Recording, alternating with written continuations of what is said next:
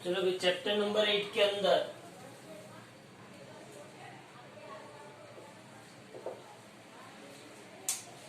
ध्यान से देखो। चैप्टर नंबर 8 के अंदर हमारे पास क्या क्या कंसेप्ट है, नॉर्मल बातें ही करनी है चैप्टर 8 के अंदर। देखो ध्यान से, पहले तो मुझे ये पता होना चाहिए कि चैप्टर नंबर 8 किसके बारे में है, इलेक्ट्रोमैग्नेटिक वेव्स के बारे में। किसके बारे में है चैप्टर नंबर 8? इलेक्ट्रोमैग्नेटिक वेव्स के बारे में। अब ये जो इलेक्ट्रोमैग्नेटिक वेव्स जो है ना, इलेक्ट्रोमैग्नेटिक वेव्स, ये इलेक्ट्रोमैग्नेटिक वेव्स है क्या?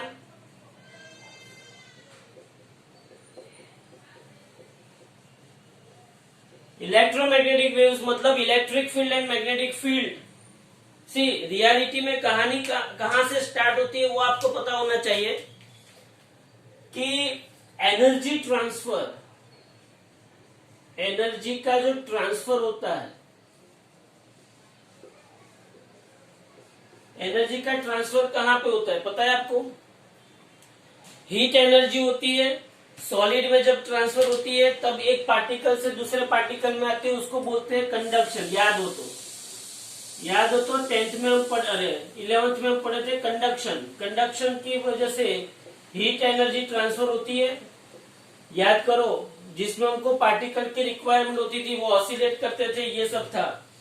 दूसरा हमको पता चला, ये कंडक्शन तो है ही, दूसरा हमको पता था कन्वेक्शन।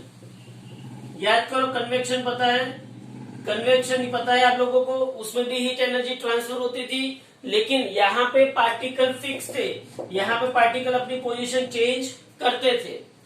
और तीसरा जब था, याद करो, हीट एनर्जी को ट्रांसफर करने के लिए तीसरा जो था वो रेडिएशन था। याद हो तो रेडिएशन किसकी वजह से था? इलेक्ट्रोमैग्नेटिक वेव्स की वजह से। याद करो,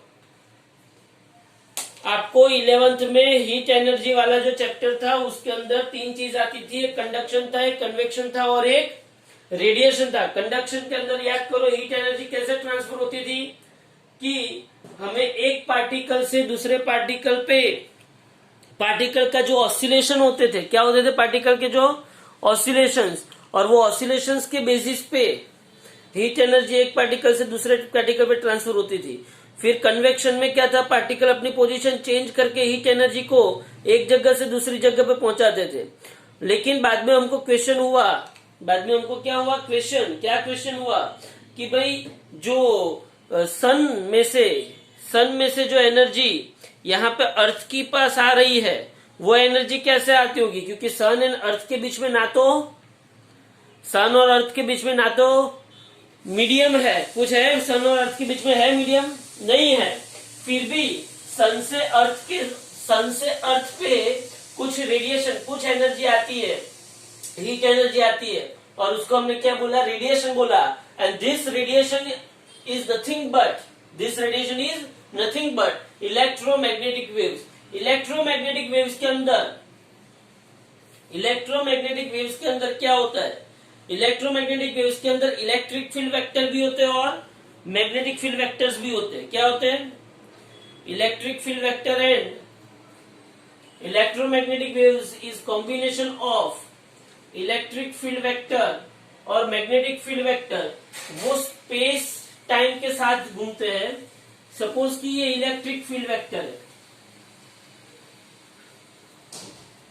सपोज कि ये क्या है? इलेक्ट्रिक फील्ड वेक्टर है, और उसके परपेंडिकुलर मैग्नेटिक फील्ड वेक्टर घूमते हैं।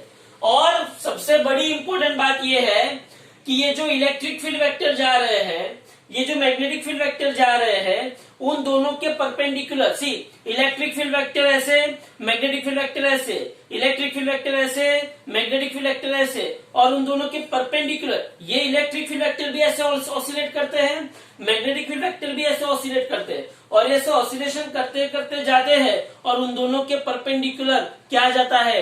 Wave, propagation of energy, direction of propagation of energy of wave. याद रखना, रियलिटी में देखने जाओ तो electromagnetic wave is nothing but it is energy. और एनर्जी का वैक्यूम के अंदर स्पेस के अंदर जो प्रोपोगेशन है, वैक्यूम का स्पेस के अंदर जो प्रोपोगेशन है, that propagation is known as, ये जो एनर्जी है ना, ये जो एनर्जी, इस एनर्जी का स्पेस के अंदर जो प्रोपोगेशन है, that propagation is known as electromagnetic waves. समझना ध्यान से। तो ये इलेक्ट्रिक फील्ड वेक्टर है, ये मैग्नेटिक फील्ड वेक्टर है, और उन दोनों के परपेंडिकुलर ये direction of propagation of wave है। समझना। तो electromagnetic waves are nothing but propagation of energy which contains electric field vector as well as magnetic field vectors in space. Okay, ठीक है, ये इलेक्ट्रोमैग्नेटिक वेव्स है। अब बात ये हुई कि इलेक्ट्रोमैग्नेटिक वेव्स की इस बारे में बात सबको पता कैसे चली? तो पता ऐसे चली, ध्यान से समझना भाई। मैक्सवेल साहब आए थे। मैक्सवेल ने ऐसा बोला था कि उसने 4 इक्वेशन दिए। कितने इक्वेशन दिए उसने? 4। 2 इक्वेशन उसने इलेक्ट्रिक फील्ड के लिए दिए और 2 इक्वेशन उसने मैग्नेटिज्म के लिए दिए। 2 इक्वेशन उसने इलेक्ट्रिसिटी के लिए दिए और 2 इक्वेशन उसने किसके लिए दिए? मैग्नेटिज्म के लिए दिए। ध्यान से देखो कैसे दिए उसने। 4 इक्वेशन उसने दिए थे, ध्यान से देखना। पहले तो जब उसने इलेक्ट्रिसिटी के लिए इक्वेशन दिया, मतलब इलेक्ट्रिक फील्ड के लिए इक्वेशन दिया, तो वो दोनों इक्वेशन आप लोगों को भली भांति पता है। बोलो, किसी को याद है वो दोनों इक्वेशन इलेक्ट्रिक फील्ड के लिए? तो इलेक्ट्रिक फील्ड के लिए उसने पहला जो इक्वेशन दिया था वो दिया था गॉस लॉ फॉर इलेक्ट्रिसिटी। क्या दिया था उसने? पहला equation Maxwell's equation.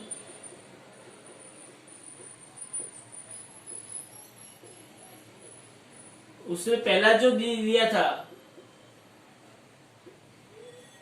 Gauss law for electric field के लिए, या तो इलेक्ट्रिसिटी के लिए उसने गॉस लॉ दिया था। वो गॉस लॉ क्या था? याद करो, गॉस लॉ फॉर इलेक्ट्रिसिटी क्या था?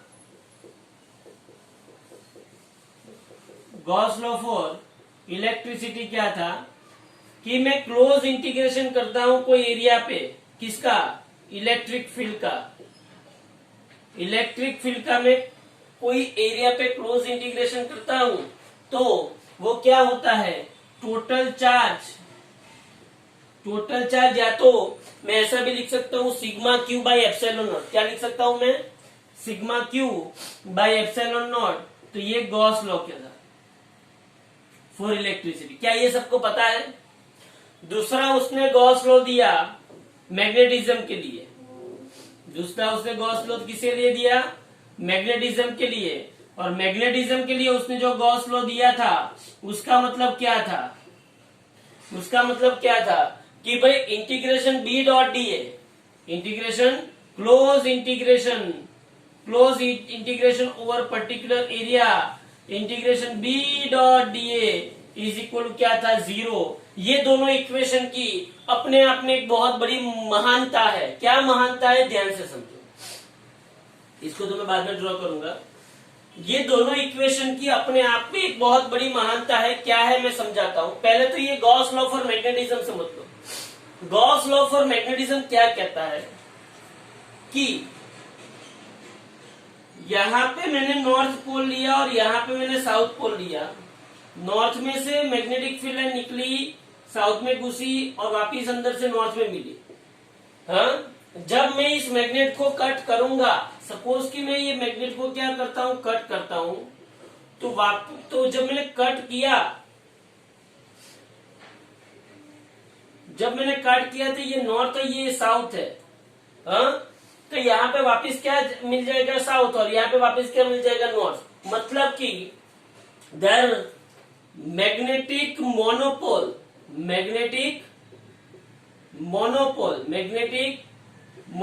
Does not exist.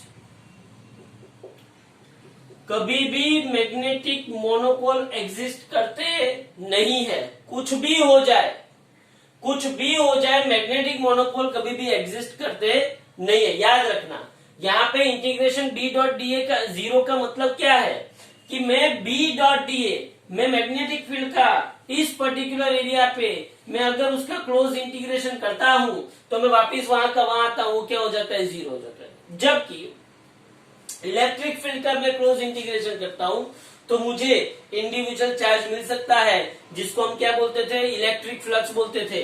इसको हम मैग्नेटिक फ्लक्स, इसको हम क्या बोलते थे, इलेक्ट्रिक फ्लक्स। मुझे कुछ फील्ड लाइंस मिलती है, हाँ यहाँ पे प्लस चार्ज है, अकेला है, तो यहाँ से इलेक्ट्रिक फील्ड लाइंस ऐसे बाहर निकल सकती है, ये हम लोगों ने देखा था। तो ये सब कब आएगा, जब आपको इलेक्ट्रोमैग्नेटिज्म आएगा तब, हाँ जब आपको electromagnetism 4th chapter 5th chapter 6th chapter सब साथ में आने चाहिए। चलो यहाँ पे देखो, तो दूसरा था गॉस लॉ फॉर मैग्नेटिज्म। तीसरा उसने मैक्सवेल के जो 4 इक्वेशन का कॉम्बो पैक था, उसमें तीसरा इक्वेशन फैराडेज लॉ था। कौन सा लॉ था तीसरा इक्वेशन उसका, तीसरा इक्वेशन जो उसका था वो फैराडेज लॉ था। ध्यान से समझना, फैराडेज लॉ क्या था, ध्यान से समझिए। फैराडेज लॉ क्या था, किसी को पता है? Change in magnetic flux will give you induce EMF, याद आ रहा है? हाँ, फैराडेज लॉ अपने पास क्या था, E is equal to minus d∅ by dt। लेकिन ये कौन सा फ्लक्स था, मैग्नेटिक फ्लक्स था। कौन सा फ्लक्स था ये, मैग्नेटिक फ्लक्स। तो यहाँ पे वही बात करनी है, लेकिन यहाँ पे इंड्यूस ईएमएफ जो होगा अपना, वो क्या होगा, E dot dl is equal to minus d∅b by dt। बोलो, पता चला? मतलब कि मैं मैग्नेटिक फ्लक्स में with respect to time change करता हूं तो मुझे क्या मिलता है, इंड्यूस ईएमएफ मिलता है। याद करो, अगर इसको समझना है तो मैं कैसे समझा सकता हूं, याद करो। याद करो कि सपोज कि एक कॉइल है, क्या है ये, एक कॉइल। मान लो कि यहाँ पे मैग्नेटिक फील्ड अंदर की डायरेक्शन में है और वो भी इंक्रीजिंग है। मान लो कि मैग्नेटिक फील्ड अंदर की डायरेक्शन में इंक्रीजिंग है, बढ़ रहा है। अगर मैग्नेटिक फील्ड अंदर की ओर बढ़ रहा है, अगर मैग्नेटिक फील्ड अंदर की ओर बढ़ रहा है, अगर मैग्नेटिक फील्ड अंदर की ओर बढ़ रहा है, समझना ध्यान से, अगर मैग्नेटिक फील्ड अंदर की ओर बढ़ रहा है, समझना,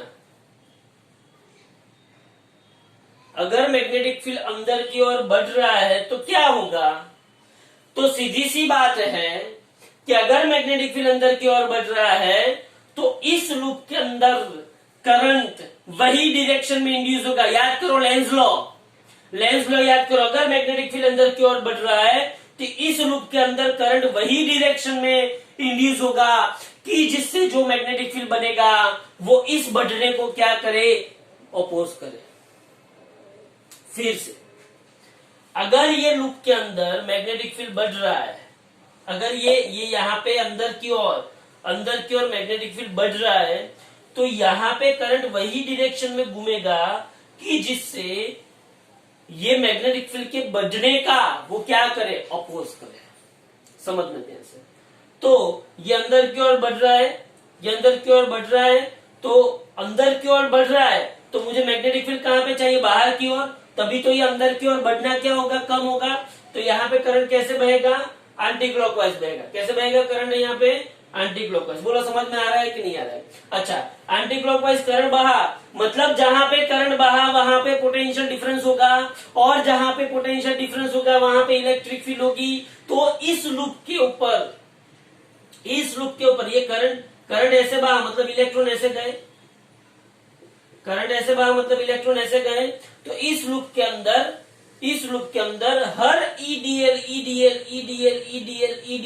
जितना भी ईडीएल कंपोनेंट हम लोगे उसका क्लोज इंटीग्रेशन इस फ्लक्स के चेंज जितना होगा। किसके चेंज जितना, मैग्नेटिक फ्लक्स के चेंज जितना होगा। तो ये कौन सा लॉ था, फैराडे का लॉ। क्या था फैराडे का लॉ, किसके लिए, फैराडे का लॉ किसके लिए था, याद करो।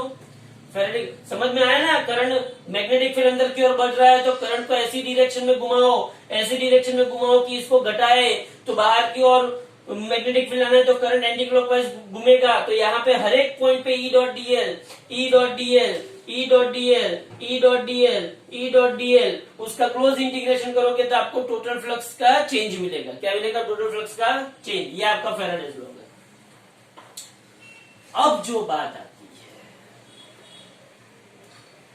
वो सबसे इंपॉर्टेंट है, ध्यान से समझना आपकी बात। अब जो है वही सबसे इंपॉर्टेंट है, ध्यान से समझना। फोर्स इक्वेशन, मैक्सवेल का फोर्थ इक्वेशन, वही सबसे बड़ी बात है, ध्यान से समझना, जिसको हम बोलते हैं एम्पियर सर्किटल लॉ। क्या बोलते हैं जिसको?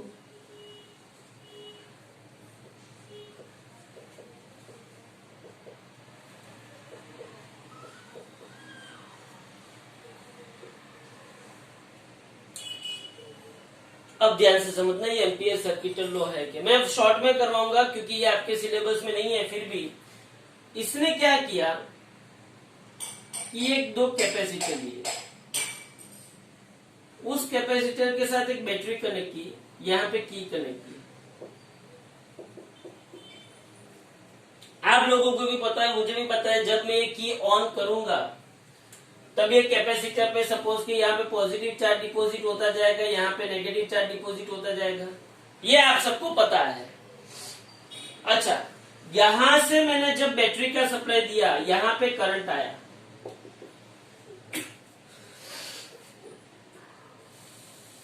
यहां पे जब करंट आया तो क्या यहां पे मैग्नेटिक फील्ड क्रिएट हुआ होगा? आप इस पॉइंट को ध्यान में रखिए। सपोज कि ये पॉइंट पी है, इस पॉइंट पी पे ये करंट जब यहां पे पास हुआ तब इस पॉइंट पी के आसपास मैग्नेटिक फील्ड क्रिएट हुआ होगा। अरे भाई, हुआ होगा कि नहीं हुआ होगा? करंट ऐसे बहा तो मैग्नेटिक फील्ड हुआ होगा कि करंट ऐसे गया, करंट ऐसे गया, करंट ऐसे गया तो मैग्नेटिक फील्ड आया होगा कि नहीं आया? हाँ, आया होगा। सही बात है, कोई प्रॉब्लम नहीं है। तो यहां पे मुझे मैग्नेटिक फील्ड मिला होगा, यहां से करंट गया इसलिए।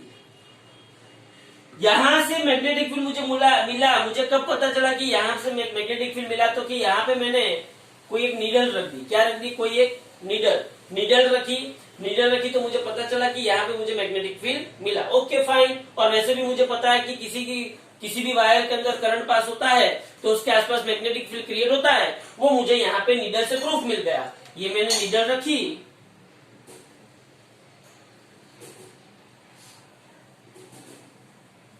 तो मुझे प्रूफ मिल गया। अब यहां पे इस पॉइंट पे दो कैपेसिटर की दो प्लेट के बीच में मैंने जो क्यू पॉइंट लिया है, क्या वहां पे कोई करंट पास हो रहा है? बोलो, क्या कैपेसिटर के दो प्लेट जो है, कैपेसिटर की जो दो प्लेट है उसके बीच में जो पॉइंट मैंने क्यू बोला, क्या वहां पे कोई करंट पास हो रहा है? ना भाई, ये तो क्या है? दो प्लेट के बीच का फ्री स्पेस है। यहाँ पे कोई करंट पास नहीं हो सकता। क्यों पास नहीं हो सकता?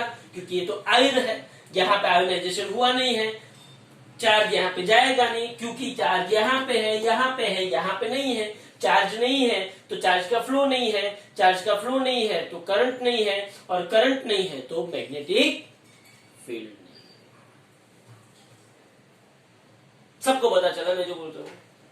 अच्छा, तो यहां तक जो पता था उसमें एम्पियर के सर्किटल लॉ ने क्या बोला था? यहां तक जो पता था कि भाई integration of B dot DL is equal to mu zero IC. IC मतलब कौन? यहाँ पे कंडक्टेंस करंट। अब प्रॉब्लम कहां पे आया, ध्यान से समझना। ये सही था, ये आप लोगों ने पढ़ लिया। B dot DL ampere circuital law, B dot DL ampere circuital law, B dot DL is equal to mu zero IC. B dot DL is equal to mu zero IC, ये आपको पता था। लेकिन प्रॉब्लम कहां पे आई?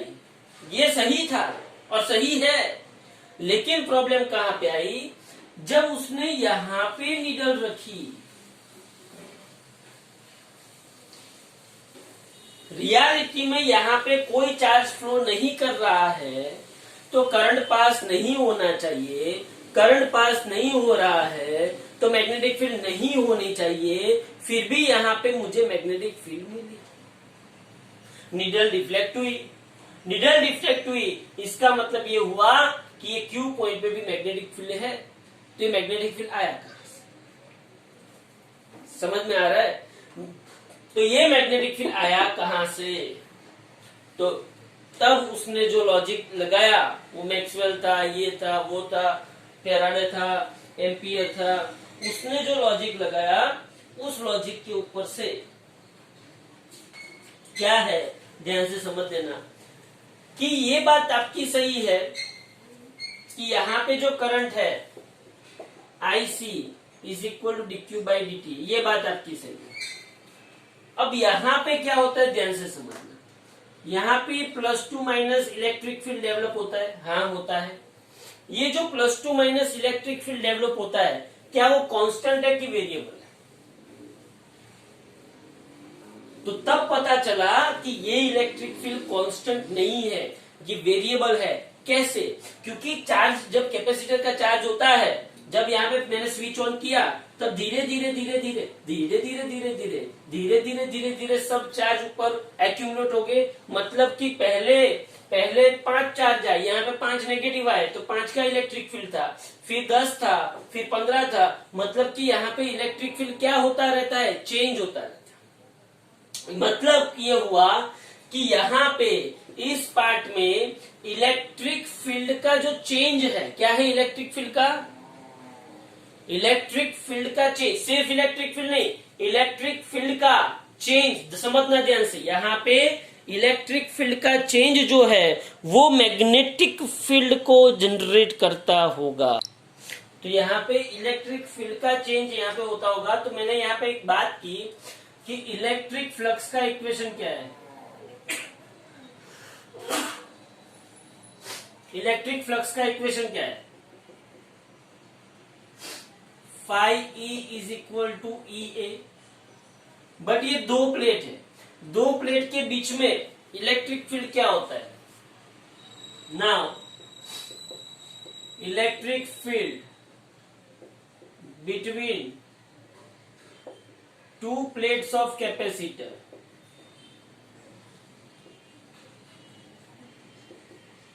E is equal to sigma by 2 epsilon naught plus sigma by 2 epsilon naught is equal to sigma by epsilon naught होगा। So phi E is equal to E की जगह पे sigma by epsilon naught into A, E की जगह पे क्या आया?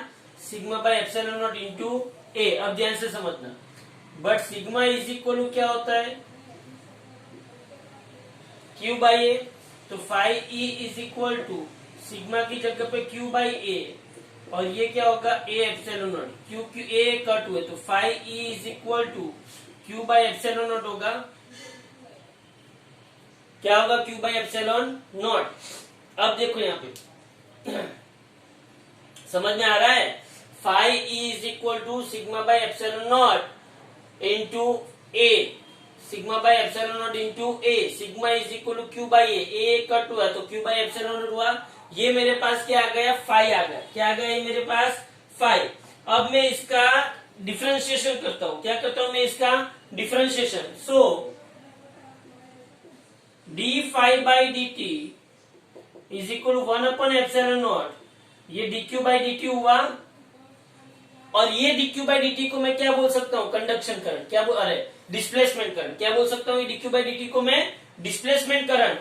सो dq by dt is equal to epsilon naught d phi by dt। So displacement current, इसको बोलते हैं displacement current, epsilon naught into D phi E by D T. क्या बोलते हैं इसको? Displacement current epsilon naught into D phi E by D T. मतलब कि यहाँ पे जो कंडक्शन करंट है वो तो है ही यहाँ पे मैग्नेटिक फील्ड जनरेट करने के लिए, साथ में यहाँ पे इस कैपेसिटर की 2 प्लेट पे बीच में कौन सा करंट है? डिस्प्लेसमेंट करंट है, जो चार्ज का डिस्प्लेसमेंट से, चार्ज के डिस्प्लेसमेंट से जनरेट होता है, और उस डिस्प्लेसमेंट करंट की वजह से यहाँ पे मैग्नेटिक फील्ड मिलता है। तो यहाँ पे B डॉट डीएल इस close integration B dot DL सिर्फ म्यू0 आईसी नहीं है, यहाँ पे है म्यू0 आईसी प्लस आईडी।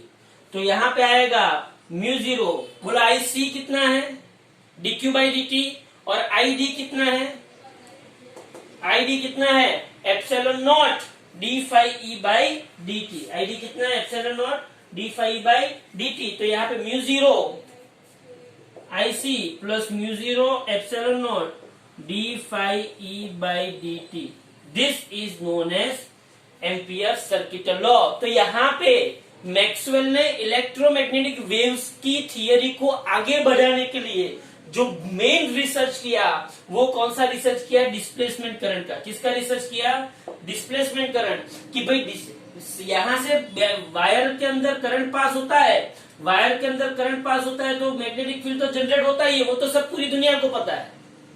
वायर के अंदर करंट पास होता है तब मैग्नेटिक फील्ड जनरेट होता है, वो पूरी दुनिया को पता है। लेकिन कैपेसिटर की दो प्लेट के बीच में करंट के चार्ज के डिस्प्लेसमेंट की वजह से जो करंट जनरेट होता है वो I D is equal epsilon naught D phi E by D T, ये टर्म जिसको मिसिंग टर्म बोलते हैं फिजिक्स की हिस्ट्री में, दिस टर्म को मिसिंग टर्म बोलते हैं।